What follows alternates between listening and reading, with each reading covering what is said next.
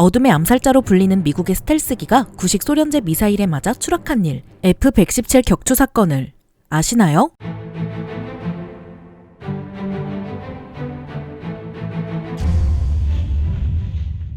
안녕하세요. 지식 스토리입니다. 이번에는 F-117이 격추된 사건에 대해 알아보겠습니다. F-117은 세계 최초의 스텔스기로 아주 유명한 기체인데요. 스텔스기는 독특하게 생긴 외형 덕분에 레이더파를 이상한 위치로 반사하거나 기체 위에 발라진 특수한 소재의 도료가 아예 레이더파를 흡수해버리기 때문에 웬만한 레이더에서는 작은 참새처럼 나타난다고 하죠. 이렇게 놀라운 기술은 최근에서야 막 등장했을 것 같지만 우리의 기대를 저버리지 않는 미국은 이미 1983년부터 세계 최초의 스텔스기 F-117 나이트호크를 생산하기 시작했습니다. 시간이 흘러 1989년 미군은 파나마 침공에서 처음으로 나이트호크를 사용했지만 대공전력이 없는 파나마군을 상대로 한 작전이라 그 성능이 크게 알려지지는 않았죠. 나이트호크는 걸프전 때가 돼서야 그 위용을 제대로 드러냈는데요. 42개의 나이트호크가 세계에서 제일 간다는 이라크의 방공망을 완전히 박살내는 와중에 털끝 하나 다치지 않은 것입니다. 이처럼 전설을 찍은 F-117 나이트호크는 미 공군하면 떠오르는 대표적인 아이콘이 되었죠. 한편 걸프전으로부터 8년이 지난 1999년 미국이 여러 차례 경고했음에도 불구하고 세르비아군이 계속해서 코소보인들을 학살하자 미군은 코소보와 세르비아 사이의 분쟁에 개입하기로 했습니다. 결국 1999년 3월 24일 미군을 비롯한 나토군은 세르비아 영토에 대해 대대적인 공습에 나섰는데요. 나이트호크를 비롯한 최첨단 폭격기들로 세르비아를 잿더미로 만든다면 만신창이가 된 세르비아는 얼마 되지 않아 나토에 협상을 요청할 것으로 생각한 것이었죠. 그렇게 폭격 4일째인 3월 27일 저녁 7시 미 공군 소속의 젤코 중령이 모는 나이트호크 역시 세르비아를 공습하기 위해 이탈리아의 한 미군 공군기지에서 출격했습니다. 당시 젤코 중령은 이미 걸프전에서 나이트호크를 몰고 40회 이상 출격해본 베테랑 중에 베테랑으로 인정받았고 그의 실력을 의심하는 이는 아무도 없었죠. 그런데 같은 날 저녁 8시 30분쯤 그가 몰던 나이트호크의 왼쪽 날개가 갑자기 폭발하더니 기체가 크게 흔들리기 시작하면서 곧 땅으로 곤두박질치게 되었습니다. 실전에서 단 한 번도 격추된 적이 없던 나이트호크가 순식간에 나가 떨어진 것이죠. 과연 어떻게 된 일일까요? 관점을 바꿔서 당시 세르비아군의 입장에서 그날의 상황을 다시 살펴보겠습니다. 미군의 공습이 처음 시작되던 날 세르비아는 자신들의 방공망을 자랑하며 자신만만하게 레이더를 내놓았지만 나토군의 역추적에 걸려 곧바로 박살이 났죠. 그래서 세르비아군은 새로운 전략을 내놓았는데 바로 무대응 전략입니다. 기존의 방공 전략을 따랐다가는 또 처참히 깨질 게 분명하니 뭔가 대안을 세운 것이죠. 구체적으로 말하자면 자신들의 방공 자산을 활용하지 않고 아예 숲속에 숨겨놓아서 그 피해를 최소화하자는 것입니다. 이처럼 방공 전력을 안전하게 보존하는 한편 적 공군이 활동할 만한 지역에 스파이나 민병대를 배치해서 아날로그식으로 정보를 얻는 전략이기도 했죠. 그러다가 운이 좋게 그중 누군가가 나토군 항공기를 발견하면 그때 부랴부랴 레이더를 꺼내서 기체의 정확한 위치를 확인한 다음 미사일을 발사하자는 말이었는데요. 레이더 대신 사람이 직접 정보를 수집하겠다는 이 전략을 지금 들으면 정말 황당하겠지만 당시 세르비아군의 입장에서는 최선의 전략이기도 했습니다. 레이더와 같은 귀중한 방공 전력을 미리 꺼내고 기다려봤자 오히려 역추적당해서 모조리 박살이 날 게 뻔했으니 말이죠. 그래서 이런 전술의 일환으로 당시 이탈리아의 미군 공군기지 근처에 있던 세르비아 스파이들은 나이트호크가 출격한 것을 보자마자 곧장 세르비아군에게 그 정보를 알렸던 것입니다. 그런데 하필 그날은 작전 지역 날씨가 너무 안 좋아서 나이트호크가 안전하게 활동할 수 있도록 적의 레이더를 교란하는 EA-6B 일명 프라울러가 나서지 못하는 상황이었는데요. 세르비아군의 레이더를 마비시켜줄 프라울러도 없이 오직 나이트호크만 출격했다는 정보가 알려지자 세르비아군의 방공부대는 이때다 싶어서 나이트호크를 타격하기로 했죠. 물론 레이더를 켜두지 않았던 세르비아군이 나이트호크의 비행 경로를 정확하게 알 수는 없었습니다. 하지만 여기서 세르비아군의 인간 레이더가 빛을 발하는데요. 당시 세르비아군의 방공망을 대수롭지 않게 생각한 미 공군은 공습작전을 개시한 이후로 3일 내내 똑같은 비행 경로만 사용했는데 세르비아군이 이를 눈치채고 수많은 민병대 인원들을 비행기가 다녔던 경로 밑에 보초로 세워둔 것입니다. 물론 레이더에 비할 바는 아니지만 비행기의 소리만 듣고 대략 어디쯤으로 이동한다는 정보는 사람도 충분히 알 수 있으니 말이죠. 실제로 당시 세르비아군이 바라던 대로 젤코 중령이 탄 나이트호크는 지난 3일 동안 다녀온 비행 경로를 그대로 사용했고 그 정보는 민병대 보초들을 통해서 곧바로 세르비아군에게 알려졌는데요. 그 중에서도 나이트호크의 경로와 가장 가까이 있던 부대는 다니 중령이 지휘하던 제250 방공미사일 여단 3대대였습니다. 나름 방공전술에 일가견이 있던 다니 중령은 이 소식을 듣자마자 나이트호크를 격추하기 위해서 숨겨놨던 레이더를 재배치했죠. 당시 다니 중령의 전술 계획은 나이트호크의 유일한 약점, 바로 폭탄창을 열어두었을 때 스텔스 기능이 떨어져서 레이더에 포착되는 순간을 노린 것이었습니다. 만약에 혹시라도 폭탄창을 열어둔 나이트호크가 기존 비행 경로를 그대로 따라가다가 세르비아군의 레이더에 잡힌다면 최대한 빨리 대공미사일을 발사한 이후 미군에게 반격당하기 전에 발사 지점에서 멀리 도망갈 생각이었죠. 하지만 단위 중령에게는 안타깝게도 이 당시 세르비아군은 방공부대의 레이더망이 나토군에게 역추적당하지 않도록 최대 2번까지만 레이더를 작동시키게 했는데요. 딱 2번의 기회만 있던 단위 중령이 민병대의 정보와 자신의 감을 믿고 처음으로 레이더를 작동시켰을 때는 아무것도 탐지되지 않았습니다. 이대로 계속 있다간 역으로 나이트호크에 당할 수 있었기 때문에 주위 참모들은 다시 레이더를 숨기자고 말했지만 단위 중령은 포기하지 않고 2번째로 레이더를 작동시켰죠. 하지만 아무리 시간이 지나도 레이더에는 아무것도 나타나지 않았습니다. 이미 2번의 기회를 모두 사용했지만 단위 중령은 모든 책임은 자신이 지겠다고 말하며 마지막으로 한 번 더 레이더를 작동시켰는데요. 바로 이때 세르비아군의 레이더에는 폭탄창을 열어두어 스텔스 기능이 떨어진 나이트호크 한 대가 탐지되었고 단위 중령은 그 즉시 나이트호크를 향해 대공 미사일 2발을 발사하도록 한 것이죠. 당시 단위 중령이 지휘하던 미사일 포대와 젤코 중령이 탄 나이트호크는 불과 13km밖에 떨어지지 않았는데요. 아무리 숙련된 조종사라도 이 정도로 가까운 거리에서 갑작스럽게 날아오는 미사일을 보면 정신을 차릴 수 없었겠죠. 게다가 이 당시 나이트호크는 레이더 경보 수신 장치, 즉 기체가 적에게 락온되는지 사전에 알려줄 장치가 없었기 때문에 젤코 중령 역시 회피 기동을 할 겨를이 없었습니다. 이처럼 젤코 중령이 사상 최대의 위기에 처한 순간 단위 중령이 발사한 2발의 미사일 중 뒤늦게 발사된 2번째 미사일은 아예 기체를 비껴나갔고 첫 번째 미사일도 기체에 명중하지는 못했는데요. 이를 본 단위 중령이 격추에 실패했다고 예감한 사이 끈질기게 나이트호크를 따라간 첫 번째 미사일의 근접 신관이 작동해 곧바로 엄청난 폭발이 일어났습니다. 결국 나이트호크의 왼쪽 날개는 큰 화염에 휩싸였고 얼마 지나지 않아 그대로 땅에 추락했죠. 이 모든 과정은 단 17초밖에 걸리지 않았는데요. 젤코 중령과 단위 중령 두 베테랑의 대결은 그 이후에도 계속되었습니다. 나이트호크가 완전히 추락하기 전에 극적으로 비상탈출에 성공한 젤코 중령은 낙하산을 타고 내려와 근처의 들판에 착지했고 평소 훈련받은 대로 작은 배수로를 찾아 몸을 숨겼죠. 한편 지휘통제실에서 작전을 지휘한 단위 중령은 나이트호크를 격추했다는 사실에 들뜨지 않고 침착한 모습으로 부하들을 진정시켰습니다. 나이트호크의 추락이 다른 미 공군에게 알려지는 즉시 단위 중령의 부대는 엄청난 공격을 받을 테니 말이죠. 따라서 단위 중령이 나이트호크의 추락 이후 가장 먼저 내린 명령은 각종 레이더 장비와 미사일 포대를 다시 은폐하라고 한 것이었습니다. 그리고서야 상부의 격추 사실을 보고하는 한편 근처에 주둔한 세르비아군 수색대에 젤코 중령을 사로잡을 것을 요청했죠. 얼마 지나지 않아 세르비아군 수색대는 어딘가에 숨어있을 젤코 중령을 찾아 온 들판을 휘젓고 다녔고 수색견 한 마리가 젤코 중령을 향해 다가왔는데요. 그 개가 짖는 순간 젤코 중령의 운명도 끝장날 판이었습니다. 그런데 이때 하늘에서는 비가 내리기 시작했고 젤코 중령 코앞에 있던 수색견은 비를 피하려고 다시 병사들에게 돌아갔다고 하죠. 이로써 천만다행으로 목숨을 부지한 젤코 중령은 그 상태로 4시간을 더 숨어있다가 조심스럽게 무전기를 켜 구조 요청을 보냈습니다. 그리고 멀리서부터 미군의 헬기 소리가 들리자 조명탄을 쏴서 자신의 위치를 알렸죠. 이제 젤코 중령의 운명은 미 공군의 구조대와 세르비아군의 수색대 중 누가 먼저 오느냐에 따라 달렸는데요. 조명탄을 본 양측 모두 젤코 중령을 향해 이동했지만 현지 지리를 꿰뚫고 있는 세르비아 수색대마저도 미 공군 최고의 특수부대 파라레스큐를 이길 순 없었습니다. 당시 야간에 극저공 비행으로 침투한 파라레스큐는 착지한 지 50초도 되지 않아서 젤코 중령을 무사히 구출할 수 있었죠. 결국 단위 중령은 땅에 추락한 나이트호크의 잔해를 분석하는 데 만족해야 했습니다. 그마저도 돈이 급했던 세르비아가 중국과 러시아 정보원들에게 팔아 넘겼던 탓에 남은 건 많지 않았죠. 한편 무적의 폭격기라고 생각했던 나이트호크가 격추당했다는 소식에 미군은 발칵 뒤집혔습니다. 세르비아군을 얕본 장병들이 통신 보안에 허술했고 한 번 사용한 비행 경로를 몇 번이나 그대로 썼다는 걸 그제야 알게 되었죠. 따라서 미군은 다시는 이런 일이 생기지 않도록 작전 계획이나 엄호 체계를 새롭게 바꿨고 그 이후에 또 다른 나이트호크가 격추당하는 일은 더 이상 없었습니다. 그래서 당시 젤코 중령이 조종했던 나이트호크는 나이트호크가 실전 배치된 이후로 유일하게 실전에서 격추된 기체로 남아있죠. 참고로 미국의 젤코 중령과 세르비아의 단위 중령은 코소보 전쟁이 끝난 지 13년 뒤 서로를 다시 만나 절친한 친구가 되었다고 합니다. 단위 중령은 저녁 이후에 제빵사가 되었고 젤코 중령은 새 친구가 만든 빵을 먹으며 말했죠. 당시 단위 중령이 날린 미사일이 나이스 샷이었다고 말입니다. 영상이 유익하셨다면 구독과 좋아요 부탁드립니다. 감사합니다. 지식스토리였습니다.